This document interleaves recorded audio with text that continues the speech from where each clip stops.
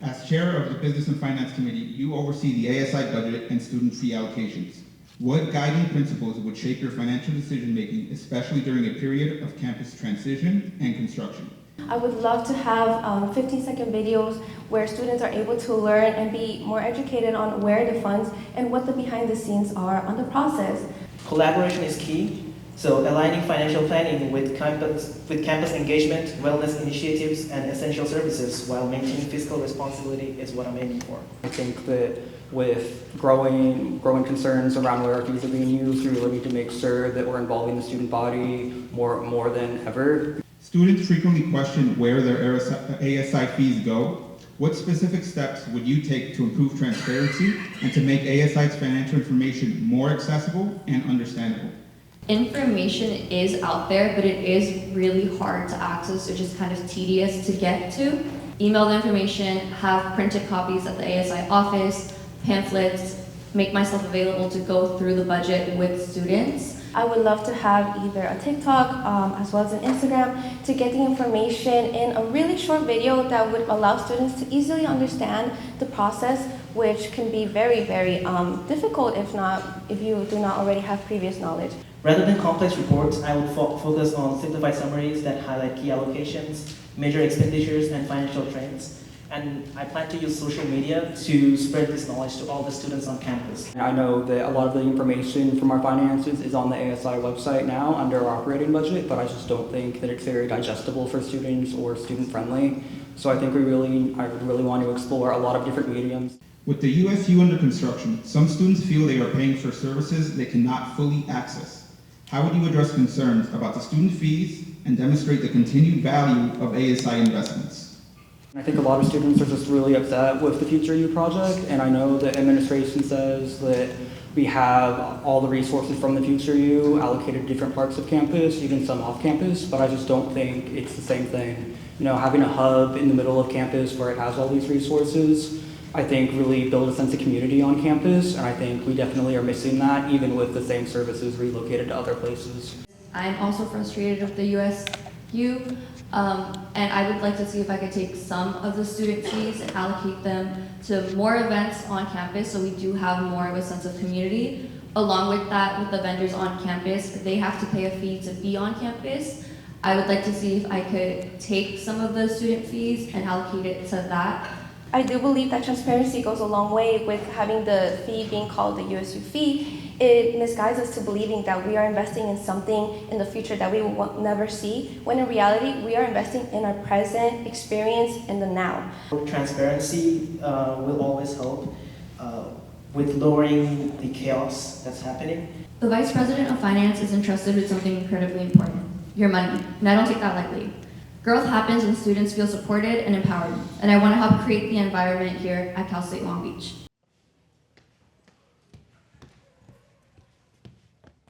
As chair of the Senate, what legislative priorities would you set up to reflect the current concerns of students this year?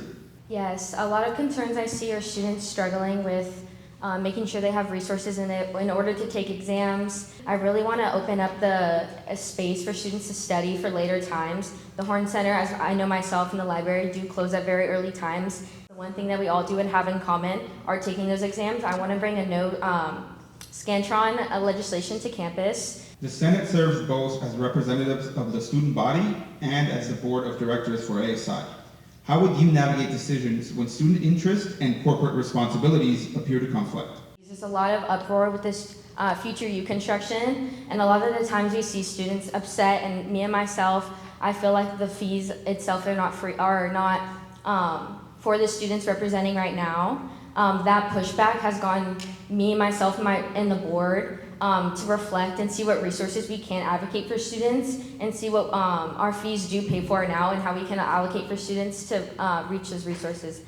Underrepresented communities sometimes feel disconnected from the governance process. How would you strengthen communication between senators and the diverse constituents they serve?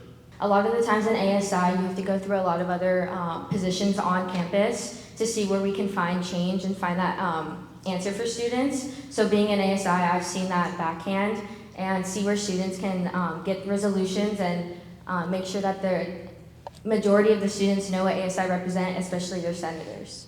Shared governance is central to ASI's mission. How would you ensure that student voices remain active and influential on university-wide committees? I think it's really important just to hear student feedback, even if it's something we don't like to hear or something we can't really change. I think it's really important to hear student feedback and see where we can meet grounds with them, meet in the middle, or completely take their input and make change on that.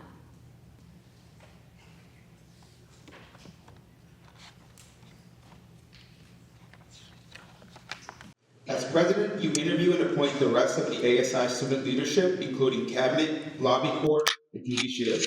What qualities will you prioritize when appointing leaders, and how will you ensure the student government reflects the diversity and needs of the student body?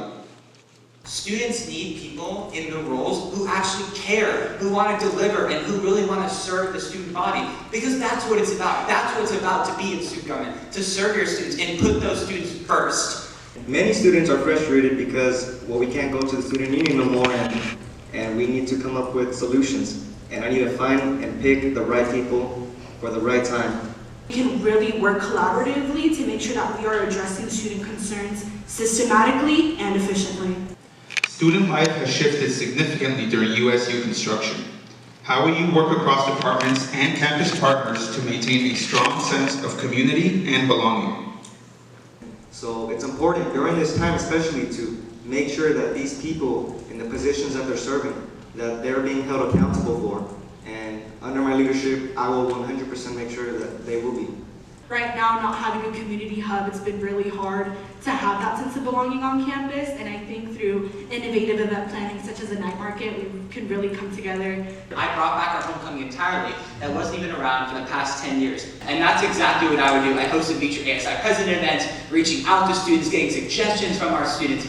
We have to make it a priority to go to them, because if we rely on them to come to us, they're not going to come to us unless there's free food. Students often express confusion about the role and impact of student government. What is your vision for strengthening outreach and helping students understand how ASI serves them? I would also want to make sure that we are creating suggestion portals, both online and in person, so students can feel as if they have a direct say in all the decisions that are impacting them. And I'm going to keep saying this all night long tonight. Students are feeling that there's a lack of campus community going on. That is the priority right now with the USU closure, is making campus better for our students, and if I was reelected, that's what I would do. I'm going to create student open forums, and I think the press here, they're going to love it. So you could go here and you could bring your questions and you could bring your concerns. And the reason why I'm doing this is because I don't know where to go when I have a question or when I have a concern. So this is something really important, you know. Everybody wants to bring transparency and advocate for it, but nobody's doing anything about it. As the primary student representatives to university and city leaders, what issues would you prioritize when meeting with campus administration or local officials? And how would you communicate those efforts to the student body? There's just too much things going on, and for sure, with a lot of the concerns, it has to be brought up to the big shots. We have to take it to the big administrators. Everybody else who has really the say when it comes to this kind of funding, maybe we need to ask for more funding or more grants to really put the student first, because they're calling it Project U, but they're not really including you. So it's very important right now to really figure out and put the students first right now. The systems that we have in place ensuring equity in education are also being attacked. As president, I'm able to voice these concerns at Cal State Student Association committee meetings, where I can talk and represent CSUOB directly to the CSU system-wide and legislative officials, so we can ensure that our student needs are being addressed systematically. We need to be prioritizing the time that we're in right now. We need to be doing a better job of adding more, seating on campus and continuing to do that, because I realize that throughout my first term, I feel like I've done great, but the reason I'm running again is because I want to do even better during my second time. And I think with my partnerships and my stability, I believe that I'm the best man to really do this job.